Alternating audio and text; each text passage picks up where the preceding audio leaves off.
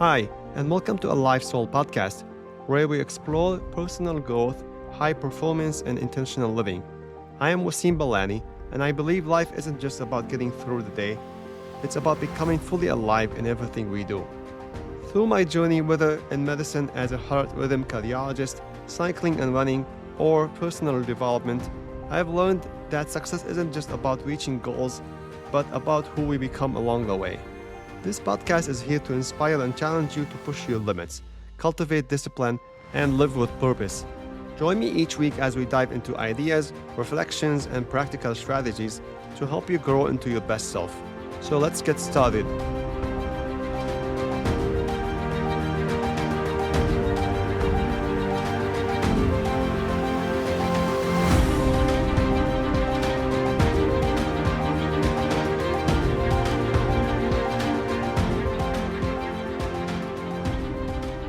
Hello, everyone, and welcome back to a Life Soul podcast. Thank you for being here, for tuning in, for listening, and most of all, thank you for taking this growth journey with me. And thank you for showing your better self, even just pressing play. You're choosing to reflect, to grow, and to become more intentional about how you live. That matters, it really does. I've been thinking about something lately. Life has this strange way of passing us by when we're not paying attention. We wake up, go through our routines, we scroll through a few screens, we handle what's urgent, and before we know it, weeks or even months have gone by. And then, one day, you look back and realize you've been more of a spectator than a participant, watching life happen instead of actually living it. I think of it like a stadium. You've got the people in the stands, comfortable, safe, cheering, but not playing. Then you've got the players on the field, giving it everything, making mistakes, getting messy, but also truly living the game. But then there is another group, the players sitting on the bench. They've got the skills. They know they could deliver, but they're waiting for the call from the coach. And sometimes that call never comes. Sometimes it's not about waiting for the coach to shout your name. It's about standing up, looking him in the eye, and saying with enthusiasm, "Put me in the game." And if we want that moment, we have to show we're ready by putting the work in the dark, by participating, by preparing, even when no one's watching. And that's what I told myself. I didn't want to stay on the sideline, living a passive life. I didn't want to sit on the bench, comfortable but unused. I want to get in the game, even knowing it could be messy. I could get criticized. I could fail. But I knew that once I'm in the game, I'd be in action. And even if I failed, I have the best chance to learn from my failures and come back stronger. If I'm being completely honest, for a long time, I was on the sideline of my own life. The first way was in how I handled myself, my mindset, my reactions. For years, I let my emotions steer my ship. If something upset me, I'd overreact. If I felt judged, I'd get defensive. If things didn't go my way, I'd let my frustration take over. I wasn't completely conscious choosing my responses. I was running on an autopilot. And when you live like that, you're not the captain of your ship. You're just a passenger being tossed around by the waves. It wasn't until I started diving into personal development, reading books, listening to podcasts, reflecting on my own patterns, that I realized I could take back the wheel. I could be intentional about how I think, how I react, how I live. And I'm not perfect at that yet. I still have moments where I slip. But compared to where I was before, it's a dramatic difference. I pause before reacting. I think about the outcome I want. And when I choose my response instead of letting it choose me, that's me stepping onto the field. That's me saying, I'm not just watching my life anymore, I'm in it. I'm no longer letting my anger, frustration, or judgment sit in the driver's seat. I'm making the call. I'm steering my ship, setting the tone of the day, and deciding how I show up in each moment. And that shift from reacting blindly to responding with intention is what pulled me off the sideline and into the game. Now, I'm still not where I want to be. I'm not perfect yet. I still overreact sometimes. But the difference is, I'm more mindful of it. When it happens, I catch myself sooner. I pause. I reset my emotions and take back control. I am more aware of my patterns now, simply because I made a conscious decision to improve.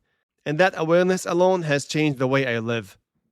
The second way I was on the sideline, it's harder to admit.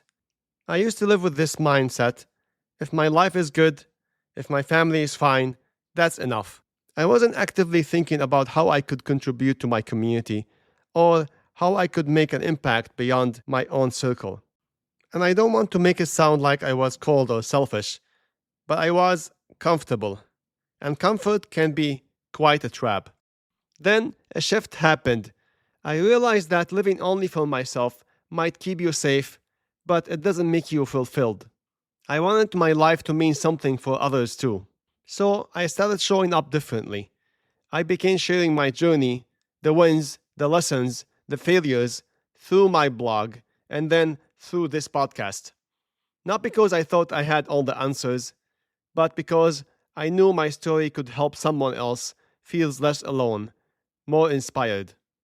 I also started making bolder choices, like signing up for the Chicago Marathon, not just for the physical challenge, but as a declaration: I'm still in the game. I'm not on the sideline or on the bench. And that takes me to another part of my story that really shows this shift: my journey into cycling and running. For years, I'd see cyclists out on these beautiful scenic roads, flying past on their bikes, the wind in their faces, the sun on their backs. Meanwhile, I was just in the comfortable sideline of my car ride, watching them through the window. Or I'd see the runners along the lakefront, steady, focused, free. And I'll be honest, I used to envy them. I'd think, wow, they must feel amazing.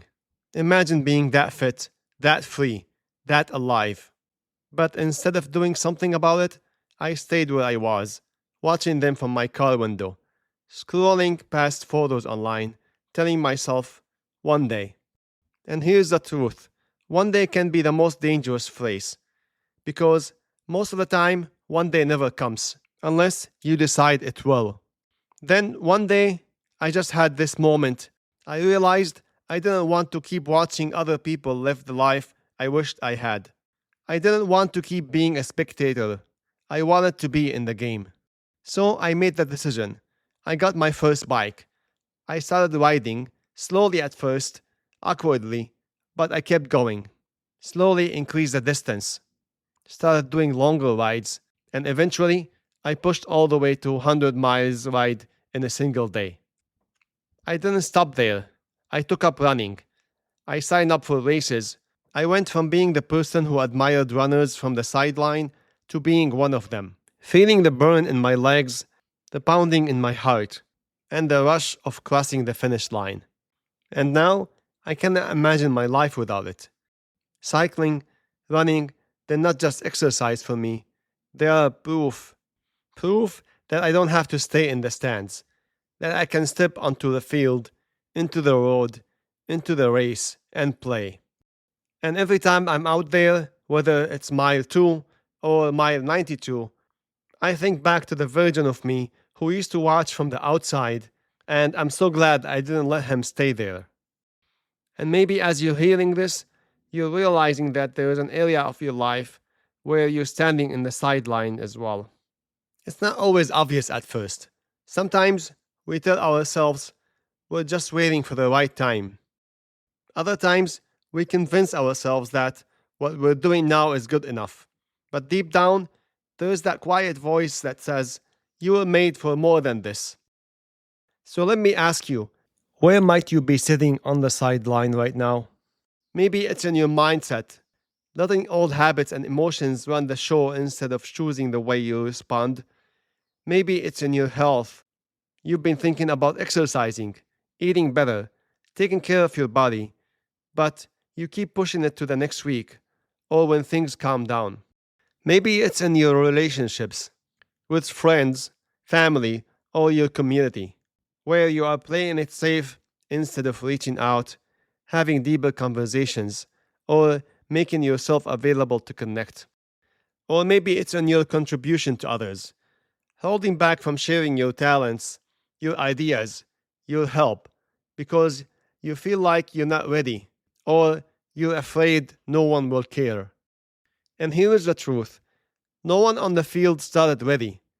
Every single one of them had doubts, fears, and moments they thought they didn't belong there. The only difference is they stepped in anyway. If you want to get in the game, you don't have to overhaul your whole life overnight. You don't have to have a perfect game plan. You start small. Take one action this week you've been avoiding. It could be sending an email, having a conversation, or finally, signing up for something you've been thinking about for months. Volunteer your time or your skills in a place where they're needed. Even a single hour can make a difference. Start a project you've been thinking about forever. Don't wait until it's perfect. Get a first draft, a first attempt, your first move that takes you from planning to playing. And here's the key: don't just think about it, commit to doing it. Write it down, tell someone, block out the time. Because the longer you wait, the more comfortable the sideline feels. And comfort is the enemy of growth. You'll never feel completely ready.